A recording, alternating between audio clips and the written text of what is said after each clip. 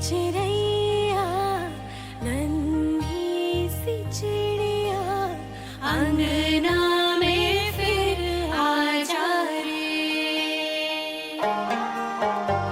ओ रे चिड़ैया नन्ही सी चिड़िया अंगना में फिर आ जा रे। अंधियारा है घना। धारा जी को तो हम सभी जानते हैं, नेचर ऑल की टीम की जान शान आन बान।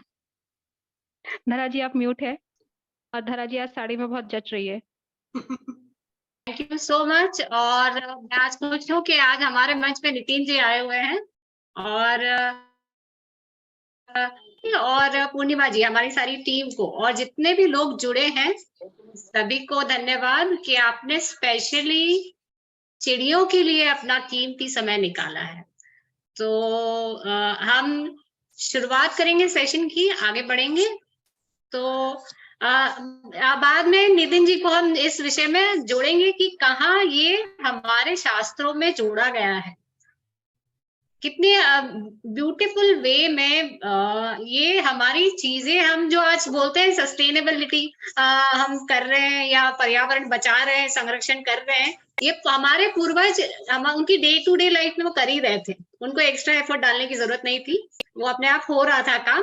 आज हमें वो एक ट्रेंड बन गया है जो अलग से करना पड़ता है ये चीज। तो आगे हम देखेंगे कि कैसे हम अपने जीवन का हिस्सा बना सकते हैं। तो आज का हम मूल विषय है शीतला सप्तमी, जो नितिन जी एक्सप्लेन करेंगे, और वर्ल्ड स्पैरो डे। तो उस विषय को मैं थोड़ा सा आपको विस्तार से समझाऊंगी कि ये क्यों मनाया जाता है, क्यों इसकी जरूरत पड़ी। तो मैं अपना पीपीटी शेयर करके आपको, कितने लोगों के घर चिड़िया आती है आज भी, मतलब अच्छा पूर्णिमा जी के यहाँ आ रही है, और कितने लोग हैं जो, अच्छा नितिन जी की भी आ रही, वेरी गुड एक्सीलेंट। आप अपने अनुभव शेयर कर सकते हैं। यस,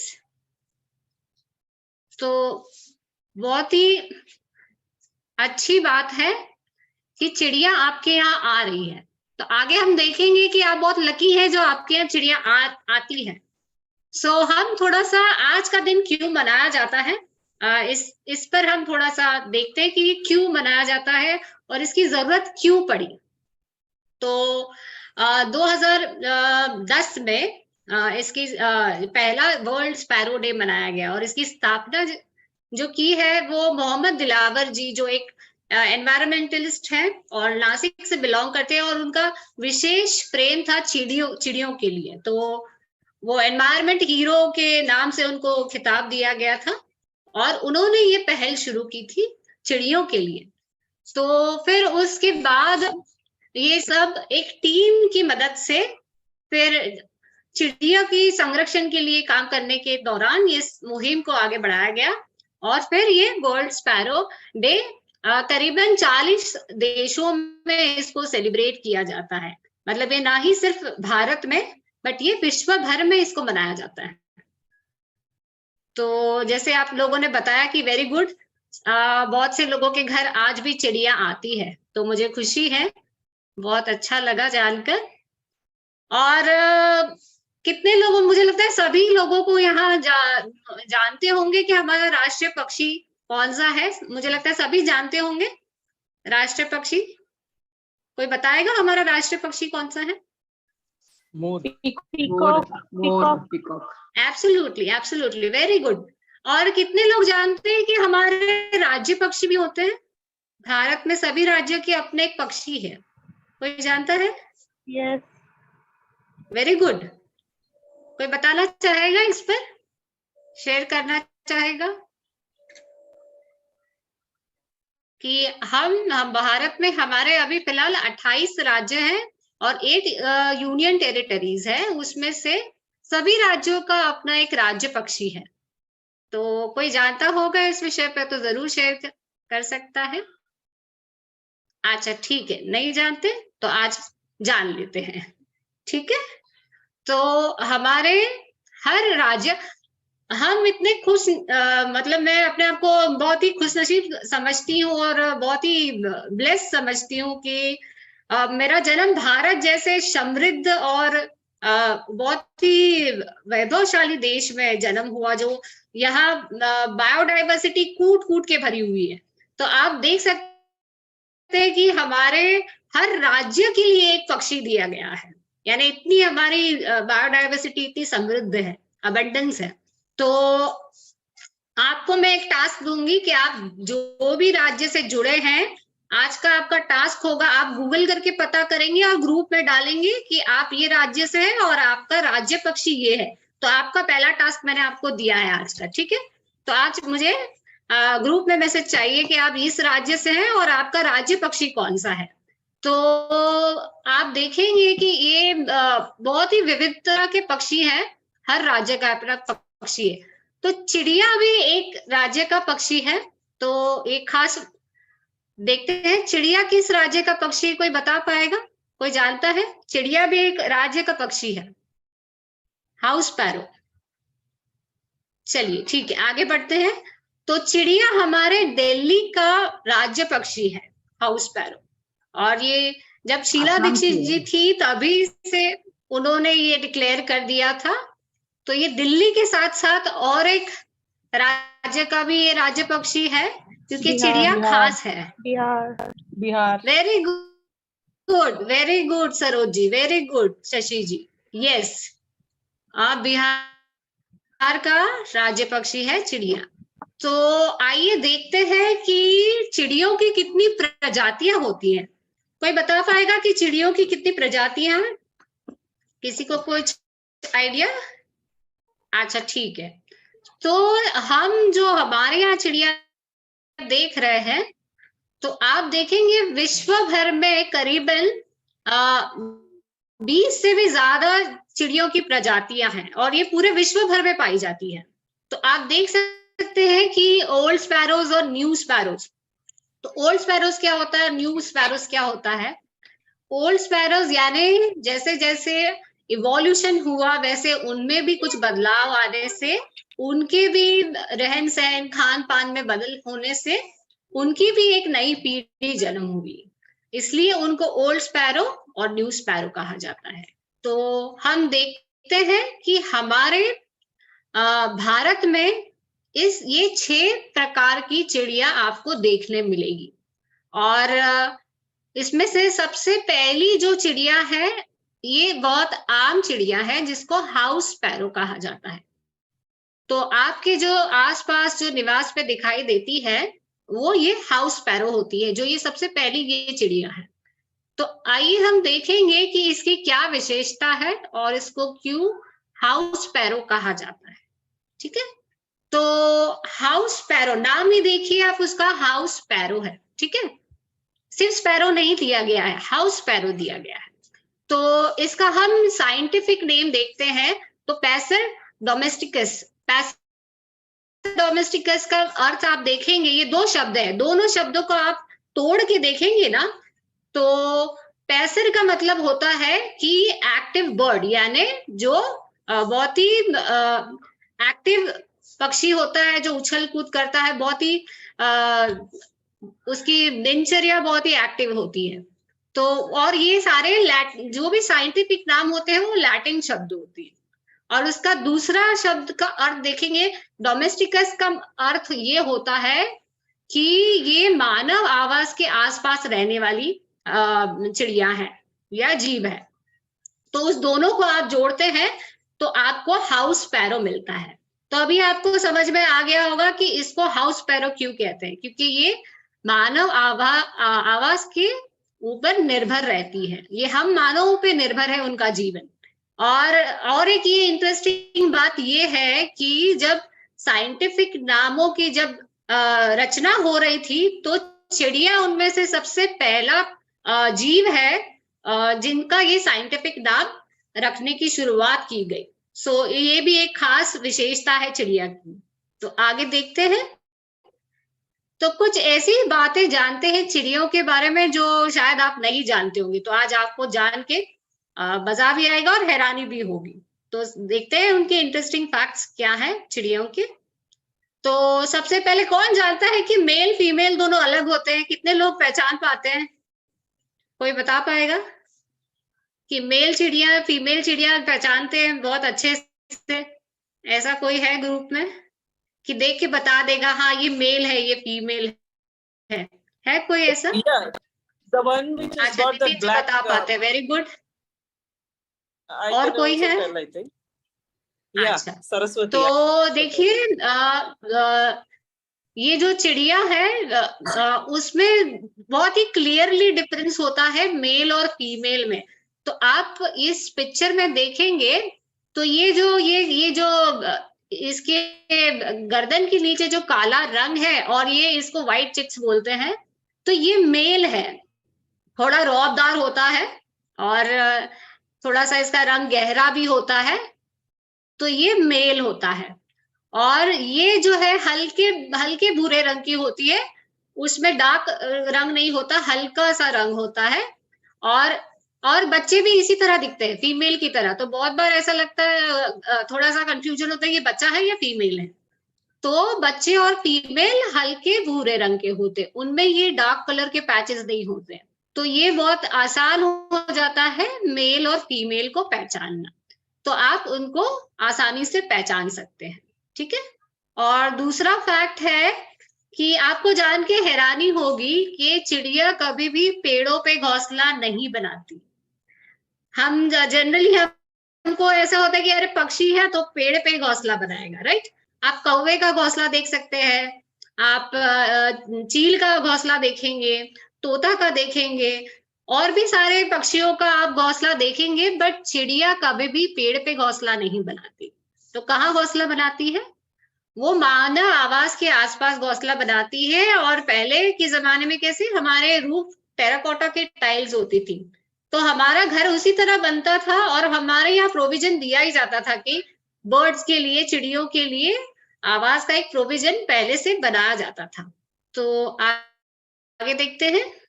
और एक सवाल मन में आता है कि इनकी औसतन उम्र क्या होती है चिड़ियों की?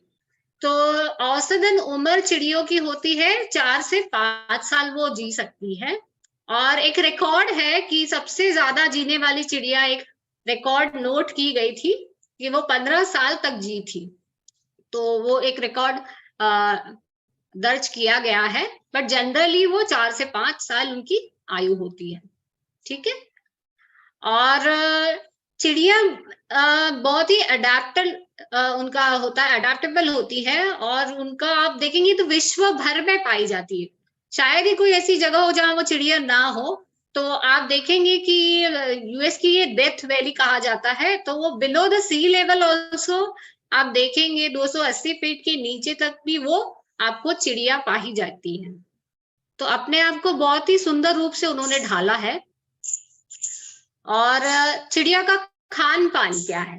तो चिड़िया आप देखेंगे तो ओरिजिनली आप देखेंगे कि आप पूर्वज देखेंगे चिड़ियों के, तो कैसे वो कार्निवरस थे, मतलब वो अनाज के अलावा भी और बहुत कुछ खाते थे, मांस वगैरह भी खाते थे। लेकिन धीरे धीरे उन्होंने अपने आप को इवॉल्व किया। तो अब वो आप देखेंगे कि इस दौर में वो ज्यादातर जो बेर होते हैं, बेरीज बोलते हैं, बेरीज हो गए, फ्रूट्स हो गए, और धान खाती है।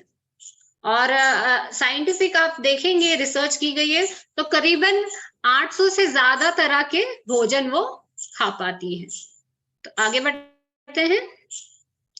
और चिड़ियों को किसने देखा है मिट्टी में स्नान करते हुए? पानी से तो स्नान होता ही है, बट किसी ने देखा है उसको मिट्टी में स्नान करते हुए? उसको डस्ट बाथ बोलते हैं। जैसे हाथी जो मिट्टी में स्नान करते हैं, उसी तरह चिड़िया में मिट्टी में स्नान करती है। तो आइए हम एक वीडियो देखते हैं, उससे आपको अंदाजा आ जाएगा क्लियरली कि कैसे डस्ट बाथ होती है। तो डस्ट बाथ करने के पीछे मूल क्या है कि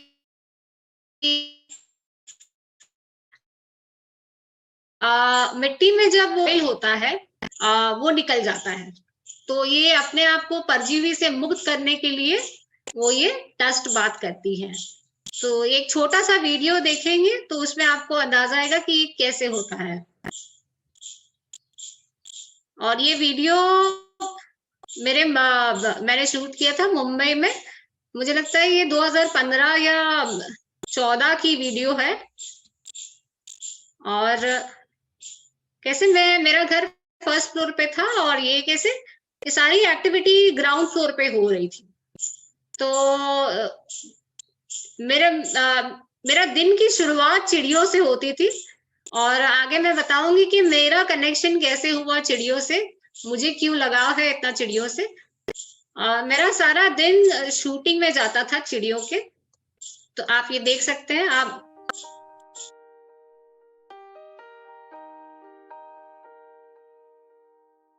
उड़ी चिड़ैया नन्ही सी चिड़िया अंगना में फिर आ जा। तो आपने देखा कि कैसे चिड़िया मिट्टी में स्नान कर रही थी। तो ये अपने आप को एक उनका डिटॉक्स करने का तरीका है, जो नेचुरली, जैसे हम नेचुरोपैथ में बड थेरेपी यूज करते हैं, तो ये उनके एक तरह का बड थेरेपी है, राइट, टू डिटॉक्स। सो आगे देखते हैं। लोग जानते हैं कि चिड़िया चल नहीं सकती, वो जंप करती है। आपने कभी देखा है चिड़ियों को चलते हुए? कौवों को देखा होगा, कौवे चलते हैं, मैना चलती है, बट चिड़िया नहीं चलती है क्योंकि उनके पैर इतने छोटे होते, दे कैन नॉट वॉक। वो क्या करती है? जंप करती है। तो आप कभी भी गौर कीजिएगा, चिड़ियों को गौर से देखने की कोशिश कीजिएगा, तो आपको वो देख के बहुत मजा आएगा कि वो ऐसे फुदक फुदक के चलती है। तो देखने में इतना अच्छा लगता है, बहुत प्यारा लगता है। तो आगे बढ़ते हैं। और चिड़ियों की उड़ान आप बात कर रहे हैं, तो उड़ान उनकी 24 माइल प्रति घंटे है। और जब वो और तेज अगर कोई खतरा महसूस करती है तो 31 किलोमीटर पर आवर वो फ्लाई कर सकती है। तो आगे बढ़ते हैं। ना सिर्फ उड़ना बेहतर, बट वो तैरना भी अच्छा जानती है। तो चिड़िया अच्छी स्विमर भी होती है। तो अगर उनको कोई खतरा महसूस लगता है तो वो बहुत अच्छे से स्विम भी कर सकती है। They are good swimmer. और चिड़ियों का जीवन चक्र आप देखेंगे तो औसतन जब चिड़िया अंडे देती है तो 3 से 5 के बैच में देती है, उसको ब्रूड कहा जाता है। और अंडे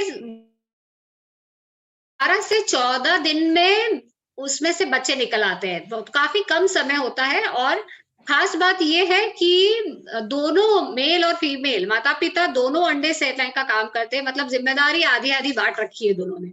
और इनका ब्रीडिंग सीजन अभी है, शुरू है फिलहाल में, जनवरी से अप्रैल तक उनका ब्रीडिंग सीजन होता है। तो इस दौरान आपको दिखेंगी चिड़िया घोंसला बनाते हुए, और आप देखेंगे छोटे बच्चे भी उस दौरान आपको बहुत सारे दिखेंगे। तो आगे बढ़ते हैं, देखते हैं।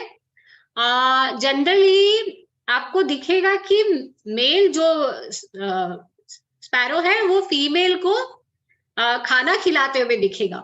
तो ये आपको जान के हैरानी होगी कि मेल चलो बच्चा को तो खाना खिलाता है, बात सही है, बट फीमेल को भी खाना खिलाता है। तो उसके पीछे कारण ये है कि वो चाहता है कि देखिए छोटा सा जीव है, फिर भी वो समझता है कि अगर फीमेल हेल्दी होगी तो आगे जाके उसकी जो पीढ़ी है, आने वाली जो बच्चे हैं, वो स्वस्थ होंगे और वो ज्यादा नंबर ऑफ एग्स दे पाएगी, इसलिए उसको वो खाना फीड भी करता है। और फैक्ट नंबर 12 है, वैसे तो चिड़िया ज्यादातर अनाज खाती है, धान खाती है, और जो भी बचा कुचा खाना है वो खाती है, बट स्पेशली वो कीड़े खाती है, जो लेती है वो अपने बच्चों को खिलाती है। तो ऐसा क्यों? हम भी चाहते हैं ना, हम हमारे बच्चों को कुछ स्पेशल देते हैं कि उनकी इम्यूनिटी अच्छी हो। तो जैसे स्वर्ण प्राशन जैसे नितिन जी का सब्जेक्ट है, हम स्वर्ण प्राशन पिला के हम इम्यूनिटी की एश्योरिटी कर लेते हैं कि हमारा बच्चा स्वस्थ होगा। उसी तरह ये अपने बच्चों को इम्यूनिटी स्ट्रॉन्ग करना चाहते हैं, तो ये बच्चों को अभी से ही वो खिलाते हैं कि आगे जाके अगर वो कुछ खाते हैं तो उनकी इम्यूनिटी पहले से ही बिल्डअप हो जाती है। इसलिए आप चिड़िया को देखेंगे कि वो स्पेशली कीड़े खिलाते हैं अपने यंग बच्चों को। और ये बहुत इंटरेस्टिंग फैक्ट है। देखिए ये छोटा सा पक्षी है, लेकिन देखिए कितना उसमें गहराई छुपी हुई है। तो जनरली जब जोड़ा बनता है मेल और फीमेल का, तो वो दोनों जीवन भर साथ रहते हैं। और अगर कोई कारणवश दोनों में से एक गुजर जाता है तो वो दूसरा जल्दी अपनाता नहीं है। अगर शायद ही बहुत कम केस में वो दूसरा जोड़ा अपनाता है दूसरे पक्षी को, वरना वो दूसरे जोड़े को नहीं अपनाता। तो इस पूरी प्रक्रिया को ये मोनोगामस बोला जाता है। तो स्पैरोज आर मोनोगामस, मतलब एक ही जीवन साथी उनके साथ रहता है। कि बहुत लोगों के स्मारक बनते हैं जो वीर काम करते हैं, बट ये भारत ही हमारा एक महान देश है, जहां आपको गुजरात में ये जगह है, वहां पर आपको ये एक बोर्ड मिलेगा जहां एक चिड़िया की मौत हो गई थी, उसके बाद उसकी एक पार्टी बनाई गई थी। तो आपको या गुजरात में आप कहीं मौका मिले तो इसको जरूर विजिट कीजिएगा। ये एक वॉर के दौरान रोटी राम लखन ये जो थे वहां पर ये निवास में वहां पे ये चिड़िया का पुलिस फायरिंग में चिड़िया मारी गई थी। तो उसको शोक प्रकट करने के लिए और श्रद्धांजलि देने के लिए ये ब्यूटीफुल इन्होंने अपनी दीवार पे वो चिड़िया को लगाया गया है। तो बहुत ही सुंदर है और बहुत सराहनीय है, बहुत आश्चर्यजनक है। तो हमने अब जान लिया कि चिड़िया क्या होती है, उनका खान पान क्या है और कैसे बिहेव करती है। तो लेकिन चिड़ियों को हमें बचाना क्यों चाहिए, क्यों वो जरूरी है? तो सबसे पहले देखिए, चिड़िया है वो इकोलॉजी बैलेंस हमारा क्रिएट करती है, और सबसे इम्पोर्टेंट वो जो हार्मफुल कीड़े मकोड़े हैं वो उनको साफ कर देती है, नेचुरल पेस्ट कंट्रोल का काम करती है। जो हम जितने भी पेस्टिसाइड्स और इंसेक्टिसाइड्स अगर हम डालें हैं, फिर भी उससे वो नहीं खत्म होने वाला, जो वो इतना और जैसे मैंने पहले ही बताया कि वो स्पेशली कीड़े खिलाती है अपने यंग बच्चों को, तो उस तरह वो कीड़ों का सफाई नेचुरल वे में हो जाता है, सस्टेनेबल वे में हो जाता है। और दूसरा पार्ट कि स्पैरो एक फूड चेन का पार्ट है, जहां जो प्रे बर्ड्स है, जैसे ईगल हो गया, बाज हो गए, गिद्ध हो गए, जो बड़े पक्षी हैं उनका ये खाना है चिड़िया। तो ये फूड चेन का हिस्सा है। तो कहीं ना कहीं ये डिस्टर्ब होती है तो हमारी पूरी जो फूड चेन है, वो अन्न जो चेन है उसको डिस्टर्ब करती है। तो अल्टीमेटली वो हमें इफेक्ट करेगा, वो हम देख ही रहे हैं कि कैसे इफेक्ट कर रहा है।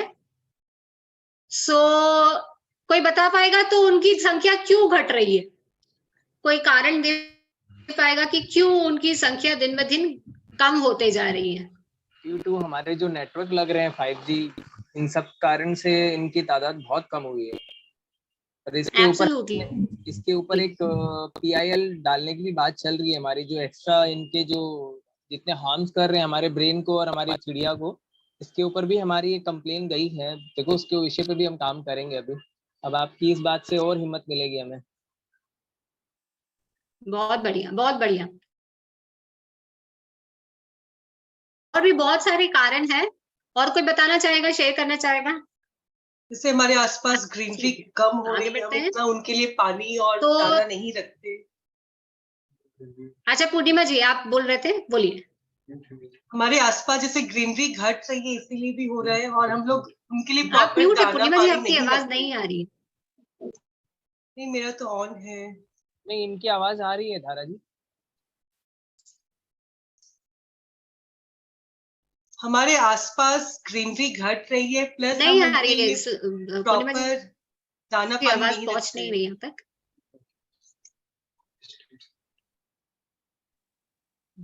अच्छा ठीक है, हम आगे बढ़ते हैं। सबसे पहले जो है लॉस ऑफ हैबिटेट। पहले हम जो रहते थे, पुराने घर में रहते थे, जिसमें छत हुआ करती थी, टेराकोटा की जो छत होती थी, और उसमें कैसे अपने नेचुरल एक कैविटी हुआ करती थी, एक जगह होती थी जिसमें कैसे चिड़िया अपना घर बना सकती थी। और आप ये देख रहे हैं आज ये मैंने ये मुंबई का नजारा दिखाया जहाँ मैं रह रहे हैं मुंबई से बिलोंग करती हूँ, तो मैंने मुंबई का नजारा दिखाया। अब आप देखते हैं तो सारे सीमेंट के घर है, ना वो छत रही, ना वो टेराकोटा की टाइल रही। आप देख रहे हैं सारा ये टावर्स खड़े हो गए, बिल्डिंग्स खड़ी हो गई, सीमेंट जंगल हो गया एक तरह से। तो उनका रहना खत्म हो गया। तो आप इस पिक्चर में देख सकते हैं कि देखिए पहले जो था वो इस तरह की टाइल होती थी छत पर, तो उसमें वो नेचुरली वो उनको रहने की जगह हो जाती थी। आप देख सकते हैं, यहाँ देख सकते हैं, तो ये दोनों जगह में आप देख सकते हैं वो आसानी से वो रह पाती थी। और पहले देखिए हमारे यहाँ अनाज इस तरह आता था, कितने लोगों को याद है कि हम किराना दुकान होता था और वहां ऐसे सब बोरी में चावल अनाज सब ऐसा खुला पड़ा हुआ रहता था, तो आपको जितना चाहिए एक मग रखा होता था, वो मग से वो बंदा आता था और तौल के वो देता था। कितने लोगों को याद है ये? गुड। तो आज क्या ये माहौल बदल गया है, देखते हैं। आज हम इस तरह शॉपिंग करते हैं, तो हम बास्केट लेकर जाते हैं और जो चाहिए उसको खरीदते हैं। तो यहाँ ना अनाज है ना कुछ धान है, आप देख रहे पूरा चकाचक फर्श है। तो पहले कैसे धान डालने निकालने में कुछ दाने गिर जाते थे, तो वो कुछ दाने उनके लिए बहुत है, उनके सर्वाइवल के लिए बहुत है। तो वो सारा कुछ खत्म हो गया। तो सबसे पहले उनका रहना खत्म हुआ, खाना खत्म हुआ। तो जैसे बोलते ना, रोटी गई मकान गया। आगे देखते हैं। और जैसे नितिन जी ने कहा कि टावर्स, तो ये एक बहुत इम्पोर्टेंट अभी विषय है और ये बहुत ही सीरियस, हमें तो इम्पैक्ट कर रहा है और हमसे जुड़ी है, हम पे निर्भर चिड़िया हैं, उनको भी ये इम्पैक्ट कर रही है। तो ये भी एक मुख्य कारण है उनकी संख्या घटने का। और कितने लोग जानते हैं कि चिड़िया का मुख्य खाना, मुख्य और प्रिय भोजन मिलेट्स है, और उसमें भी सबसे ज्यादा प्रिय उनको फॉक्सटेल मिलेट है। और इसकी खासियत ये है कि चिड़िया में ये विशेषता है कि उसका छिलका निकाल के वो खा सकती है। उसकी जो चोंच है वो इस तरह डिजाइन की गई है भगवान ने कि वो उसको खोल के खा सकती है। तो हमारा जो पुराना जो धान था मिलेट, वो भी हमने कहीं ना कहीं खो दिया, और हम सिर्फ गेहूं और चावल अभी जो मोनोक्रॉप है वो उगा रहे हैं, और उस उगाने के दौरान भी हम बहुत सारा केमिकल्स और पेस्टिसाइड यूज करते हैं। तो कहीं ना कहीं ये भी योगदान करता है इनकी गिरावट में। सो डॉक्टर कादरवली जी ने इस पर एक्सपेरिमेंट किया था कि एक पैच में उन्होंने गेहूं चावल जो अपना हम जो अभी डे टू डे लाइफ में जो खा रहे हैं, और एक पैच में उन्होंने मिलेट उगाया और उस पे रिसर्च किया।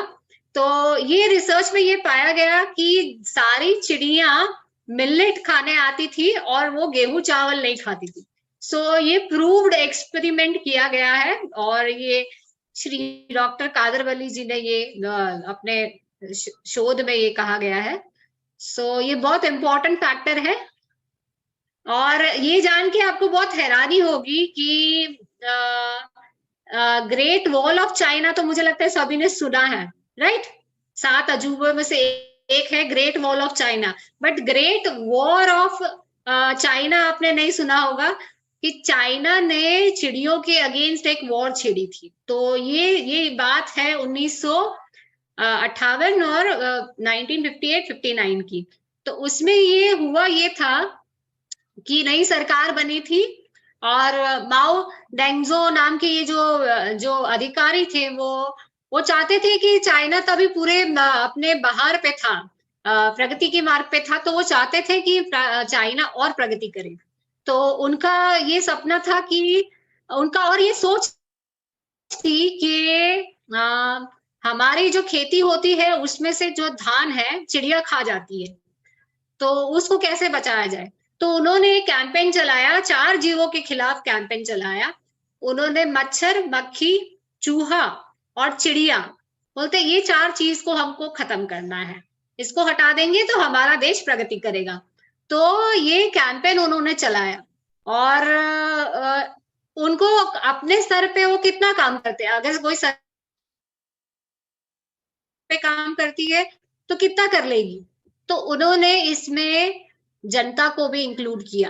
तो हर जनता, हर कस्बे, हर जिलों में इस बात को आप जोर शोर से लागू किया और एक मुहिम छेड़ दी कि आपको चिड़िया मारनी है। तो कोई मुझे बता पाएगा 1 बिलियन यानी कितना होता है? 1 बिलियन कितना होता है? कोई बता पाएगा 1 बिलियन कितना होता है? एनीवन? 1 बिलियन यानी कितना होता है? 100 करोड़। 1 अरब। आपकी आवाज नहीं आ रही नितिन जी। 1 अरब होता है, 1 अरब। 100 crore. Very good, very good, 100 crore. तो उन्होंने इस कैंपेन के दौरान 2 बिलियन यानी 200 करोड़ चिड़िया मारी।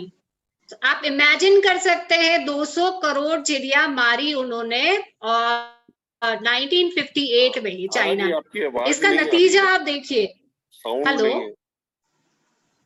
हेलो, अब आ रही है? हेलो हेलो, मेरी आवाज आ रही है? आवाज तो आ रही है आपकी। ओके ओके, आवाज आपकी आ रही है Dhara ji. Okay okay, thank you thank you, okay thank you. तो हेमंत जी, आपके वहां से कुछ दिक्कत होगा इसलिए आपको आवाज नहीं आ रही है, बाकी सबको आवाज आ रही है। ओके, तो आगे हम बढ़ते हैं। तो 200 करोड़ चिड़िया उन्होंने मारी। और आपको तो शायद पता होगा कि जो क्षेत्रफल है भारत का और चाइना का क्षेत्रफल बहुत ज्यादा है भारत से, तो इसलिए तो सबसे ज्यादा आबादी वहां है। और हमारी तरह ही चाइना भी बहुत समृद्ध देश है, वो एशियन कंट्रीज में आता है, उसकी भी हवा पानी मिट्टी इतनी उपजाऊ है, वहां पर भी इतनी बायोडाइवर्सिटी है। तो बट इन्होंने ये इतनी सारी चिड़िया मार तो दी, अब क्या? तो क्या हुआ, इसका नतीजा क्या हुआ? इतनी सारी चिड़िया मारने का नतीजा ये हुआ कि वहां कीड़ों का प्रकोप हो गया, जो चिड़िया खाती थी और कंट्रोल करती थी उसको। तो वो सारी फसलें बर्बाद हो गई और उस साल सूखा पड़ गया, तो खाने को कुछ अनाज बचा नहीं और सूखा था। तो इस दुगनी मार की वजह से करीबन, ये देखिए इस तरह ये मारते थे चिड़िया को, और आप देख सकते हैं ये हार बनाया हुआ है, हर आदमी हर बच्चा इसमें लग गया था। और करीबन 330 to 40 मिलियन पीपल उस दौरान मारे गए, उस दौरान उसी साल। ज्यादा उनको वेट करना भी नहीं पड़ा, नेक्स्ट ईयर ही उसको जवाब मिल गया, चिड़िया उस मौत के रूप में वापस आई उनके पास। तो तुरंत उनको समझ में आ गया कि हमने गलती की है इतनी सारी चिड़ियों को मारकर। तो तुरंत नेक्स्ट ईयर उन्होंने एक बिल पास किया, चिड़िया तो अभी बची ही नहीं थी चाइना में, तो उन्होंने एक बिल पास किया कि चिड़ियों को वापस लाना है। तो चिड़ियों को वापस लाना, ये आप देख सकते हैं किस तरह उन्होंने चिड़िया मारी है।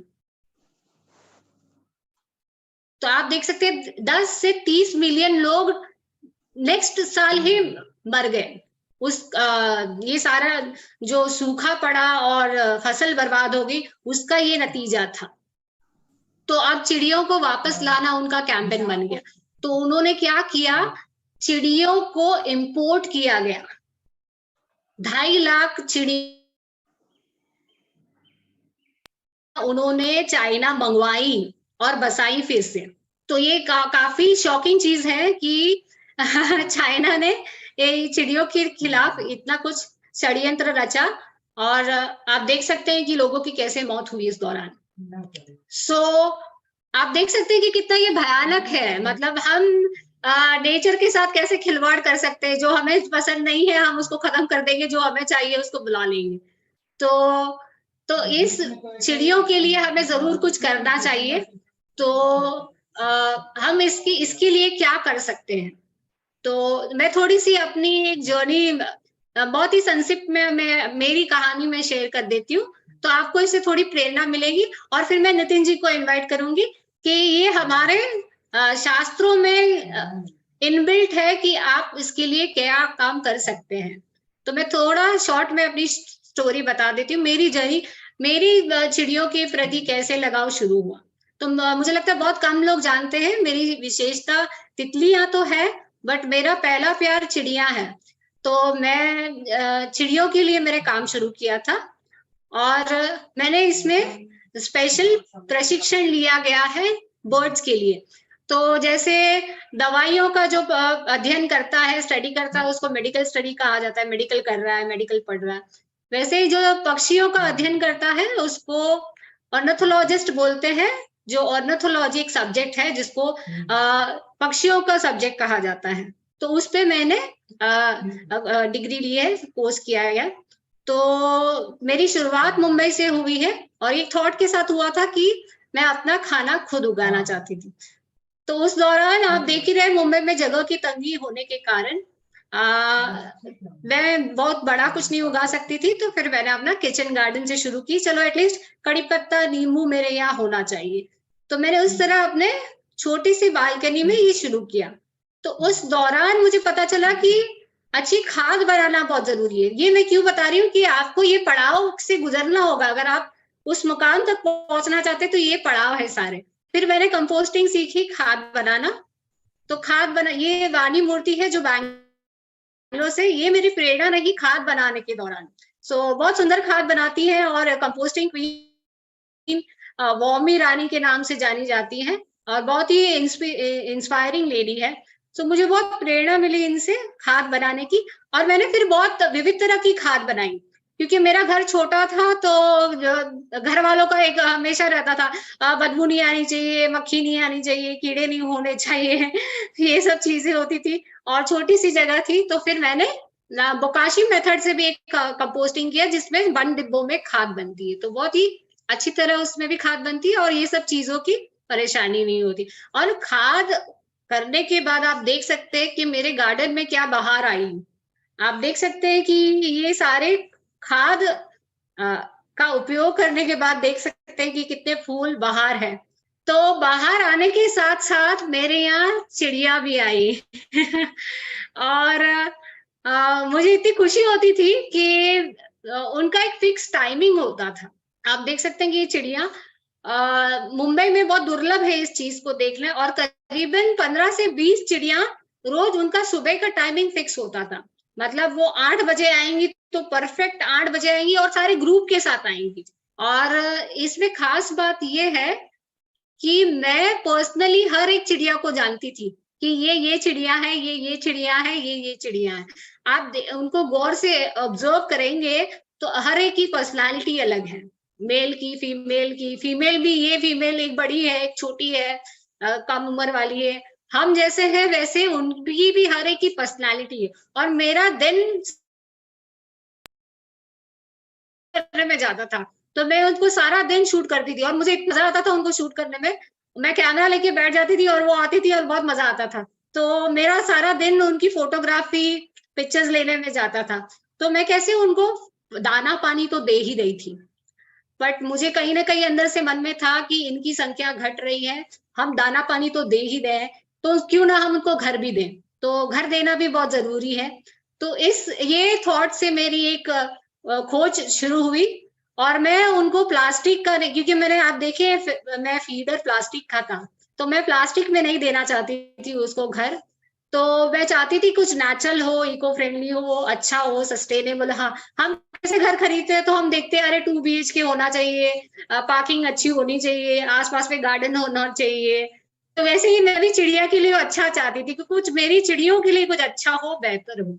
तो मैं इको फ्रेंडली चाहती थी। तो उस दौरान मुझे एक संस्था मिली जिसका नाम था अरण्या, और मैंने उनके पास से, और ये राइस फीडर है जो दशहरा में आता है, जो धान कटती है उस वक्त, ये बहुत पसंद करते। तो ये मैं लगा के रखती थी। आप देख रहे हैं पूरी झपटती थी उस पे चिड़िया। आप देखेंगे तो आप 10-15 चिड़िया एक साथ आपको दिखेंगी एक बार में, और वो आप 2 दिन में वो पूरा साफ कर देती थी। तो ये इसकी मेरे बहुत सारी पिक्चर्स और वीडियोस है मेरे पास की हुई क्लिक। और ये देखिए, ये अरण्या नाम की एक संस्था है जो इस विषय पे काम कर रही थी। और ये देखिए बहुत ही सुंदर फीडर्स और शेल्टर बना रही थी। देखिए बाम्बू, नारियल और मिट्टी से। तो मुझे ये पसंद आया, मैंने बहुत खोज करने के बाद मुझे ये मिला। तो तो इसमें आप ये देख रहे हैं, और मैं ज्यादा इसमें पैसा नहीं वो उस वक्त नहीं खर्च पाती थी, तो मैं सोचा चलो ये 200 रुपए वाला ये ठीक है, हम इसको ऑर्डर करते हैं। तो मैंने ये 200 वाला ऑर्डर कर दिया कि चलो ठीक है, ये मिट्टी वाला दिखने में बहुत सुंदर है, मटके जैसा लग रहा है, तो इसको मैंने ऑर्डर कर दिया। तो इसमें ये मेरा एक लाइफ चेंजिंग मोमेंट रहा। तो मैंने इसको ऑर्डर तो कर दिया, और इसके बाद हुए कि ये देखिए मेरे घर ये पहुंच गया। और बट इसमें हुआ ये ट्विस्ट इसमें ये है कि वो मेरे घर फ्री में पहुंचा गए और मुझसे एक पैसा भी नहीं हुआ। तो ये चीज मुझे कहीं ना कहीं झंझोड़ दी कि देखिए लोग कितना अच्छा काम कर रहे हैं चिड़ियों के लिए। और तो मुझे लगा मुझे भी कुछ ना कुछ मेरे स्तर पे मैं क्या कर सकती हूँ इसके लिए। तो मैं फिर उनसे जुड़ गई, और ये देखिए मैंने उसको बाद इंस्टॉल किया। ये देखिए यहाँ ऊपर है, यहाँ लगा हुआ है विंडो के यहाँ। फिर मैंने उसको इंस्टॉल किया, और आप देख सकते कितनी छोटी सी जगह है मेरी, ज्यादा जगह नहीं थी मेरे पास। फाउंडर है अरुंधति मात्रे, और मेरी बहुत ही प्यारी दोस्त है, और ये सारा कुछ ये थॉट प्रोसेस उन्हीं का है, और ये सारा कुछ वही करती। फिर हम दोनों ने मिलके चिड़ियों के लिए बहुत काम किया। इससे हम स्कूल्स में जाते थे, फीडर्स कैसे बनाना, शेल्टर कैसे बनाना।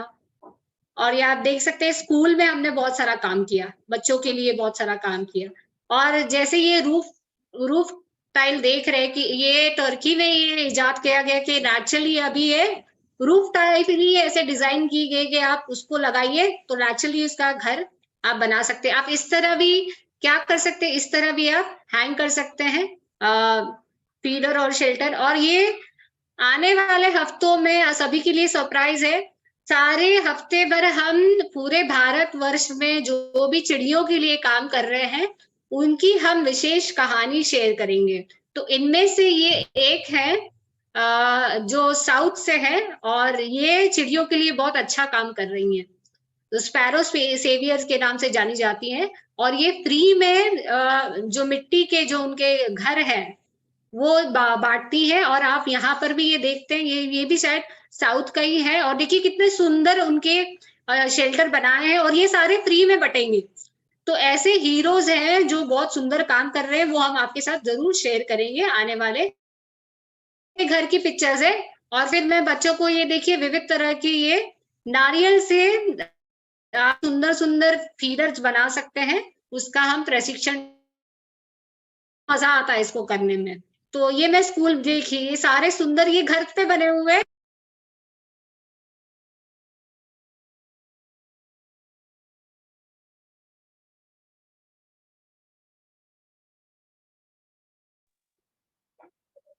धारा जी आपकी आवाज नहीं आ रही है। धारा का वीडियो नारियल इस्तेमाल, मेरे यहाँ बहुत नारियल इस्तेमाल होता है। तो मैं इसके लिए गरिमा जी को बहुत बहुत शुक्रिया देना चाहूंगी कि उन्होंने मुझे ये स्पेशली कोलकाता से भेजा था।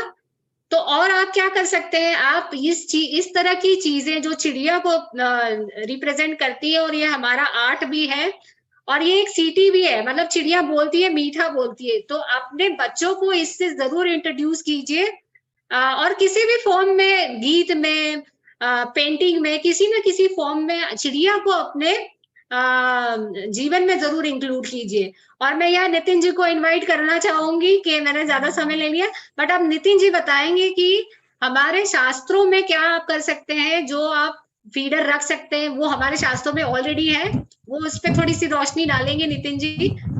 जो हम शीतला सातन के माध्यम से हम जो हम ले आते हैं, उसको हम कैसे कर सकते हैं, वो आप थोड़ा रोशनी डालिए। वेलकम नितिन जी।